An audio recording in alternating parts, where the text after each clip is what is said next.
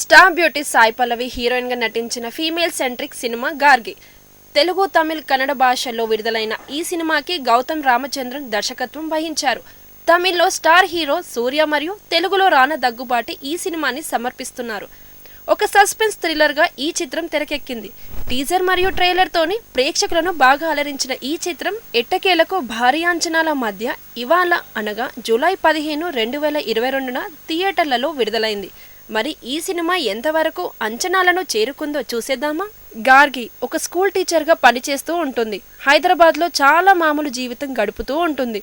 ఆమె తండ్రి బ్రహ్మానందం ఒక అపార్ట్మెంట్లో సెక్యూరిటీ గార్డ్గా పనిచేస్తూ ఉంటారు.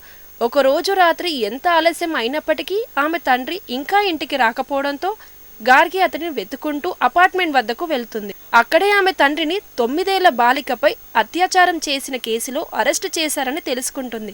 కానీ తన తండ్రి ఎలాంటి తప్పు చేయలేదని బలంగా నమ్మిన గార్గి అతనిని జైలు నుంచి బయటకు తీసుకురావడం కోసం న్యాయ పోరాటం మొదలు పెడుతుంది. ఈ పోరాటంలో గార్గి ఎలాంటి సవాళ్లను ఎదుర్కొంది? ఆమె కుటుంబాన్ని సమాజం ఏ విధంగా చూసింది? ఆమె తన తండ్రి నిర్దోషి అని నిరూపించిందా? చివరికి ఏమైంది? తెలియాలంటే సినిమా చూడాల్సిందే. ఎలాంటి పాత్రలోనైనా ఒదిగిపోగల ప్రతిభ ఉన్న సాయి పల్లవి గార్గి పాత్రలో కూడా చాలా బాగా ఒదిగిపోయి తన పాత్రకి ప్రాణం పోసింది అని చెప్పుకోవచ్చు.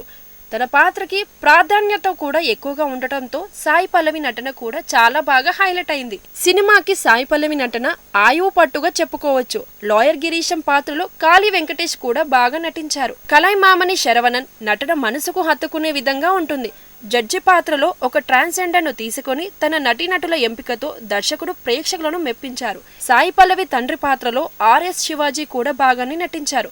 జయప్రకాష్, ఐశ్వర్యలక్ష్మి కూడా తమ పాత్రలలో ఒదిగిపోయి మంచి నటనను కనబరిచారు.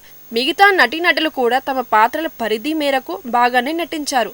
మహిళలు, బాలికలు ఎదుర్కొంటున్న లైంగిక వేధింపుల వంటి సెన్సిటివ్ టాపిక్ ని తీసుకున్నప్పటికీ దర్శకుడు గౌతమ్ రామచంద్రన్ సినిమాని చాలా బాగా తీర్చిదిద్దారు. ఎటువంటి అశ్లీలత మరియు అసభ్యత లేకుండా సన్నివేశాలను ఎమోషనల్ గా మరియు మనసుకు హత్తుకునే విధంగా రాసుకున్నారు. సినిమా రన్ టైం కొంచెం ఎక్కువగా ఉన్నప్పటికీ అనవసర సన్నివేశాలు ఏవీ లేకుండా ఆద్యంతం ఆసక్తికరంగా నడిపించారు దర్శకుడు.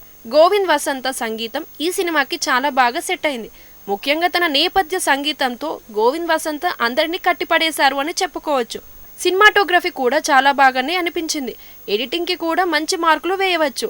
ఒక కేసు విషయంలో ఒకరు నిందితుడిగా మారడం చాలా సినిమాలో చూసాం, కానీ ఆ నిందితుడి వెనకాల ఉండే కుటుంబం గురించి వాళ్ళ పరిస్థితి ఎలా మారుతుంది అని చూపించే సినిమా ఇది. ఒక వ్యక్తి చేసిన నేరానికి అతని కుటుంబం సమాజంలో ఎలాంటి అవమానాలను ఎదుర్కొంటుంది అని సినిమాలో చాలా బాగా చూపించారు. సినిమా మొదటి అరగంటలోనే గార్గి కుటుంబం గురించి, వారి పాత్రల గురించి ఎస్టాబ్లిష్ చేసిన డైరెక్టర్ వెంటనే కాన్ఫ్లిక్ట్ పాయింట్ను కూడా చూపిస్తారు. ఆ తరువాత సినిమా ఆసక్తికరమైన ట్విస్టులతో ముందుకు సాగుతూ ఉంటుంది. ఇక సెకండ్ హాఫ్ చాలా వరకు ఎమోషనల్ గానే నడుస్తుంది. ముఖ్యంగా సినిమా క్లైమాక్స్ సినిమాకి అతిపెద్ద హైలైట్ గా చెప్పుకోవచ్చు. క్లైమాక్స్ లో వచ్చే ట్విస్ట్ ఎవరు ఊహించినటువంటి విధంగా ఉంటుంది. గార్గి ప్రేక్షకుల మనసులను హత్తుకునే విధంగా ఉండే హార్డ్ హిట్టింగ్ కథ.